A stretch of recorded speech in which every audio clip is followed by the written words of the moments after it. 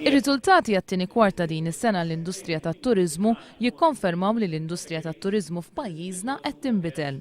Naqsu li saru jqattaw it-turisti f'lukandi filwaqt li t-turisti m'għadhomx jagħmlu bookings fil-lukandi minn ħafna qabel, anzi saru jagħmluhom pjuttost tard.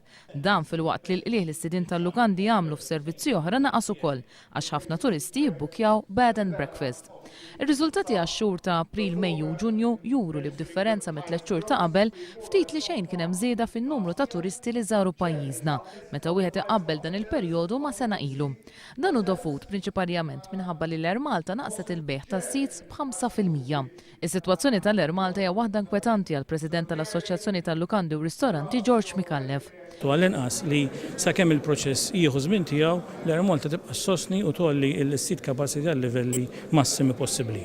George Mikallef jistqar li l-prezzijiet tad-dawl, ilma, gass u fuel inaqru mill-profit li jagħmlu lukandi u ristoranti. Il-kost tagħna ovvjament bħalma nafu l-kost huma qawwija, ovvjament għolew fuq is-sena l-oħra baqgħu jolew, speċjalment fuq energy cost fuq il-kost oħra u għaldaqstant ovvjament dak jaffettwaw li profitti jew return tal-investiment qed jibqa' jonqos.